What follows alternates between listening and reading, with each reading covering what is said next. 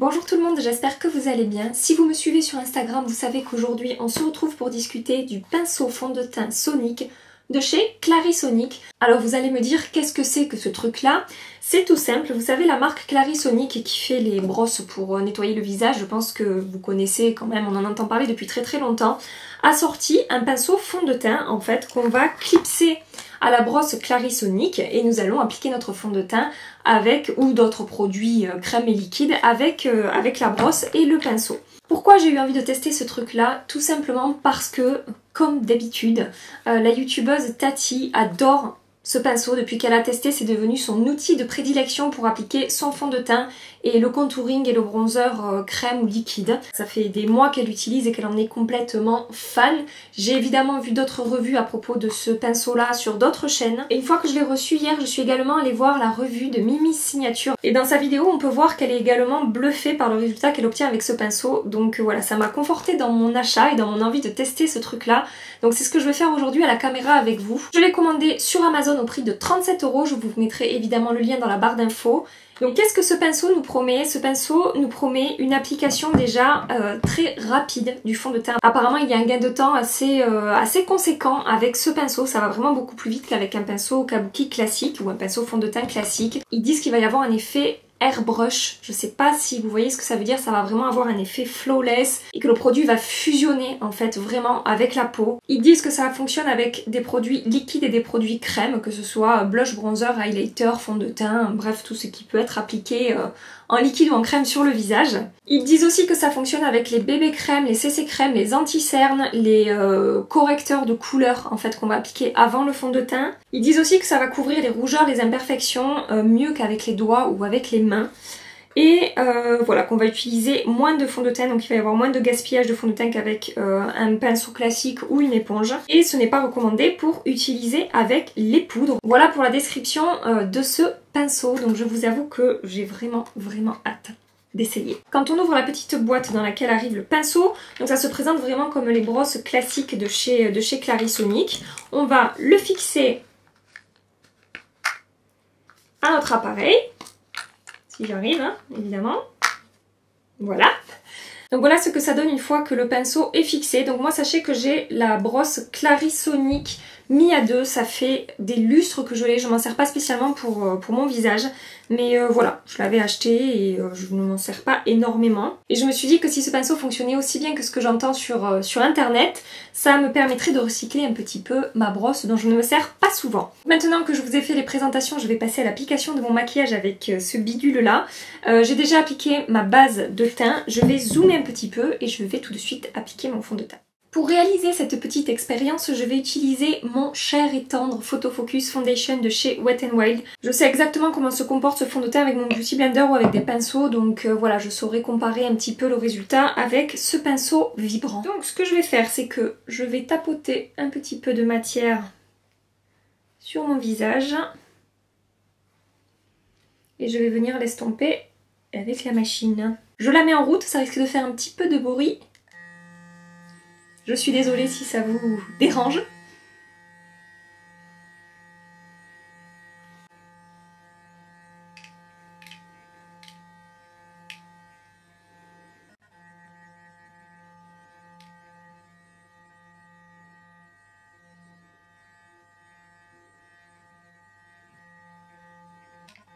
Donc ce que je peux dire après avoir appliqué la première moitié de mon visage, effectivement ça fait complètement fusionner le fond de teint avec la peau. Par contre au niveau de la couvrance, moi j'ai l'impression que j'en perds un petit peu.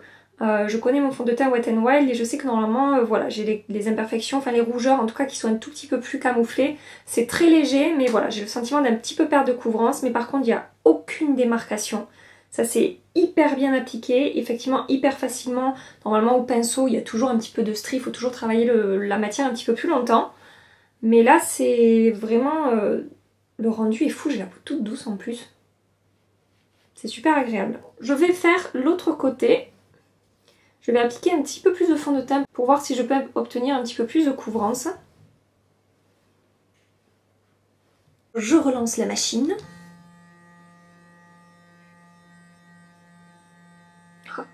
Ça chatouille sur le nez. Mais vraiment, ça chatouille vraiment mon nez.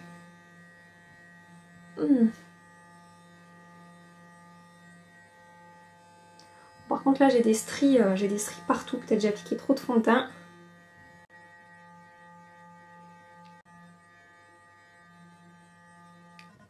Je sais pas ce que vous en pensez, et moi je trouve ça plutôt pas mal. Vous pouvez voir, j'ai aucune démarcation sur le visage, j'ai aucune strie, je veux dire, j'ai aucune trace de pinceau. Par contre, en ayant appliqué un peu plus de fond de teint de ce côté-là, au début j'ai eu un peu plus de stries quand même, et puis ça a fini par disparaître et complètement se fondre dans la peau en fait. Et c'est vrai que le résultat est vraiment joli et ça fait vraiment un effet seconde peau. J'espère vraiment que vous pouvez le voir. Même au niveau des ailes du nez, j'ai aucune accumulation de produits. En fait, le pinceau il permet vraiment d'atteindre les zones compliquées en fait, peut-être qui sont plus compliquées à travailler avec un pinceau classique. Là vraiment, ça a bien épousé mes ailes du nez. Et même là où normalement c'est une zone un petit peu critique, le fond de teint c'est très bien appliqué. Je sais pas ce que vous en pensez, mais je trouve ça vraiment joli. J'ai envie d'essayer d'appliquer mon correcteur avec, donc c'est ce que je vais faire tout de suite. Ça chatouille quand même à des endroits. Là quand je le fais sur le haut de mon nez, vraiment ça chatouille.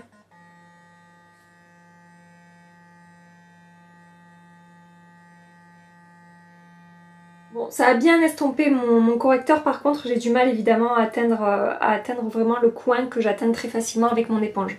Évidemment, mais à part ça, ça a très bien fait son job. Je vais maintenant appliquer mon anti-cerne. Pour ça, je vais prendre mon effaceur yeux de chez Maybelline, comme d'habitude, me direz-vous.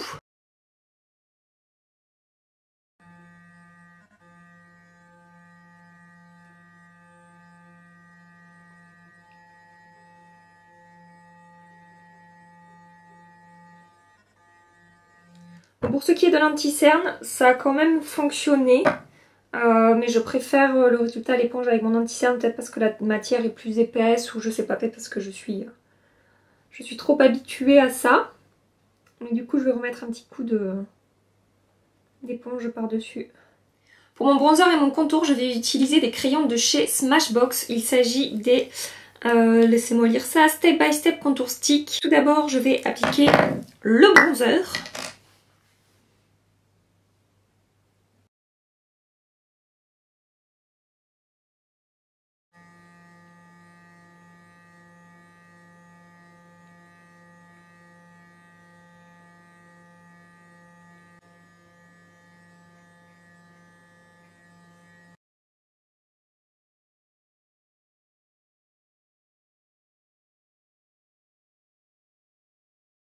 Je vous rajoute un petit peu de couleur parce que peut-être j'ai trop estompé, mais je trouve qu'on voit pas assez, mon bronzer.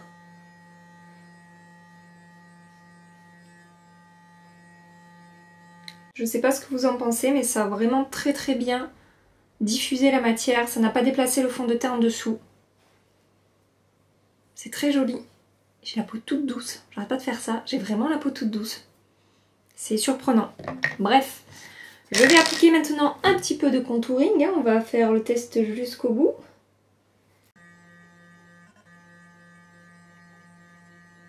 Ça a également bien estompé la matière, je vais à nouveau en ajouter un tout petit peu.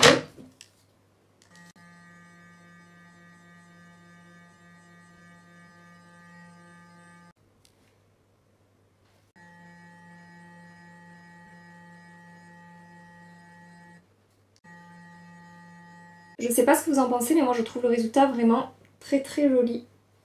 Ça a vraiment fait fusionner la matière à la peau. Pas de démarcation, rien de négatif, ça m'a pas déplacé la matière, c'est vraiment... je trouve ça vraiment joli. Pour l'instant, les seuls points négatifs que je peux dire, c'est qu'avec l'anti-cerne, j'ai pas trop aimé, j'ai pas aimé le rendu, ça a vraiment trop estompé en fait, vu que moi je recherche beaucoup de couvrance.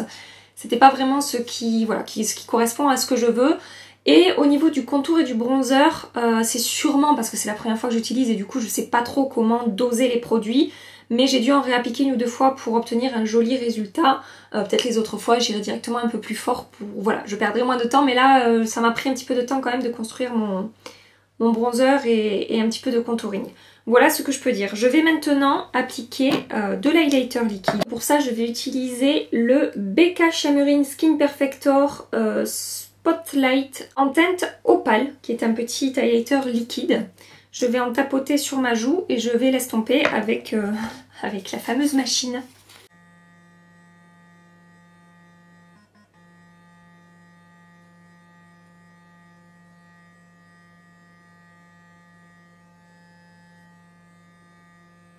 Vous pouvez voir la lumière.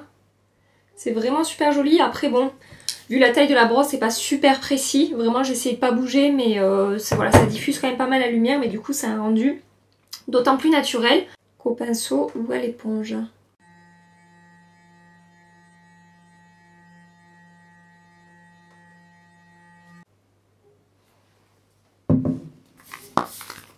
Ça me plaît. Et maintenant je vais appliquer du blush. Pour ça je vais utiliser un blush crème de chez Make Up For Ever, le Second Pot Cream Blush en teinte 220. Donc il se présente comme ceci, il est tout mignon. Du coup je sais pas trop, j'ai envie de tremper le pinceau dedans et de venir l'appliquer tout doucement.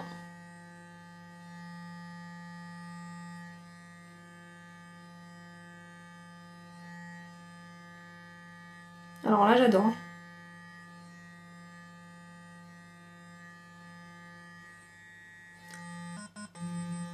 J'ai jamais appliqué un blush crème aussi facilement.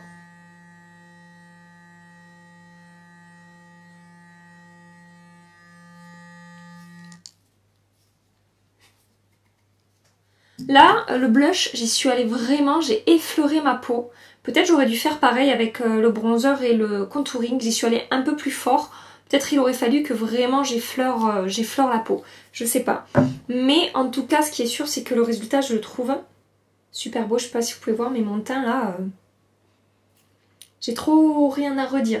J'applique un petit peu de rouge à lèvres pour terminer mon maquillage. Donc là, j'applique un rouge à lèvres qui n'existe plus, je suis désolée, mais c'est mon nude favori. Le Cream Sheen Lipstick Rocket de chez MAC Cosmetics de la collection Caitlyn Jenner. Et voilà pour le résultat de mon make-up. Je sais pas ce que vous en pensez, mais je trouve que j'ai un teint super joli. Et c'est vraiment, comme il dit, cet effet airbrush en fait. On dirait vraiment que, je sais pas, que toutes les matières ont fusionné avec la peau, ont fusionné entre elles. Et je trouve ça, désolée, j'aurai le retour caméra pour voir un petit peu ce que ça donne. Mais vraiment, je trouve ça super joli. Évidemment, dites-moi en commentaire vous ce que vous en pensez. Qu'est-ce que vous avez pensé de l'application? Est-ce que vous trouvez ça pratique ou pas? Est-ce que vous avez envie d'essayer ou pas? Alors, c'est sûr que le pinceau 37 €, ok, mais si vous n'avez pas la brosse, ça va pas être le même investissement. C'est dans les 160 € il me semble. Voilà, j'imagine que tout le monde n'a pas cette brosse. Mais j'avais vraiment envie d'essayer cette brosse et vu que moi j'avais déjà la Clarisonic, voilà, ça n'a pas été un énorme investissement, je n'ai acheté que le pinceau. Voilà ce que je peux vous dire par rapport à ce pinceau fond de teint Sonic. J'espère que le test vous a plu, j'espère que vous avez passé un agréable petit moment avec moi. Si c'est le cas, évidemment, pensez à liker cette vidéo et pensez à vous abonner à ma chaîne si c'est pas déjà fait. Dans ma prochaine vidéo, je pense que je vous ferai une petite revue concernant les rouges à lèvres Mademoiselle de Fenty Beauty qui sont sortis là en début de semaine. J'en ai que 3 parce que les autres teintes ne me correspondaient pas vraiment, mais je vous ferai un petit retour, voilà, une micro vidéo, une petite vidéo sur ce que je pense de ces produits-là. Donc voilà ce que vous trouverez mercredi matin sur ma chaîne. Évidemment, je vous souhaite un très très bon réveillon pour ce soir, quoi que vous fassiez, où que vous soyez, je vous embrasse très très très fort, je pense bien à vous, et je vous dis à l'année prochaine!